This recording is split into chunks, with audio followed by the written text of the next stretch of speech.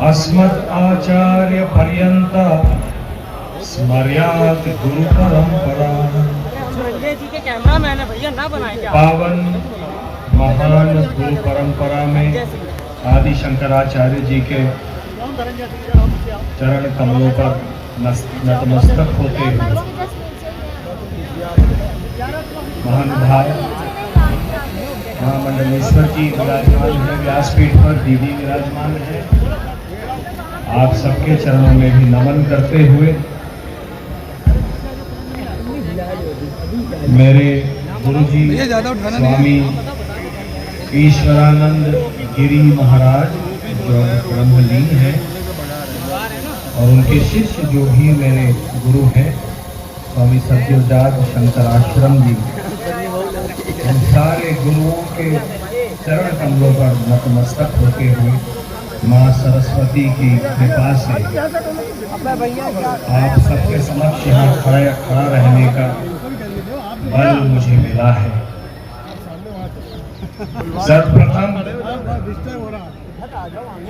आज की गीता जयंती अर्थात मोक्षदा एकादशी के उपलक्ष्य में आप सबको बहुत बहुत बधाइयां, शुभकामनाएं, वंदन। मोक्षदा एकादशी जो मोक्ष प्रदान कर सकती है।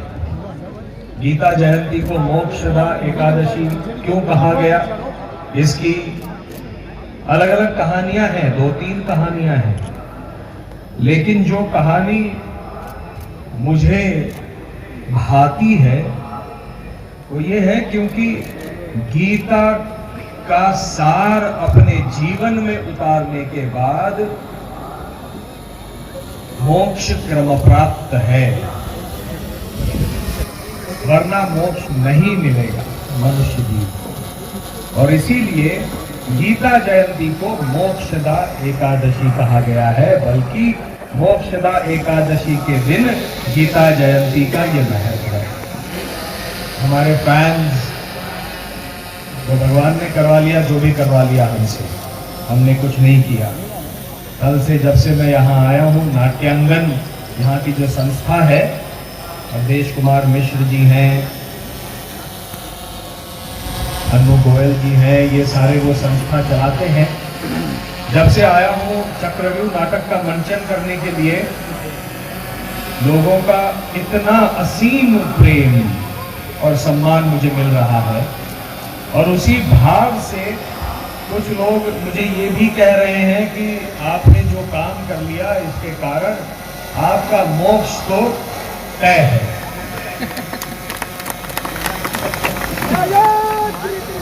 जय श्री राम।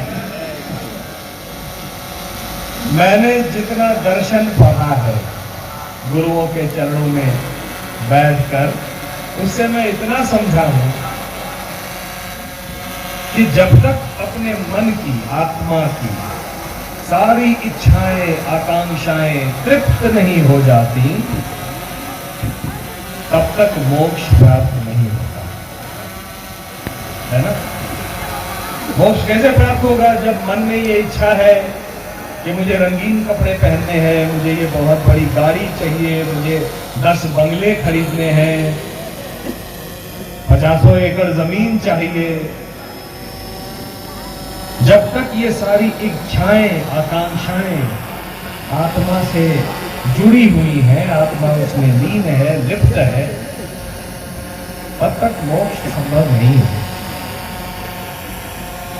इसलिए लोग संन्यास के मार्ग पर चलते हैं, लेकिन गीता का संन्यास जो मैं समझता हूं थोड़ा अलग है।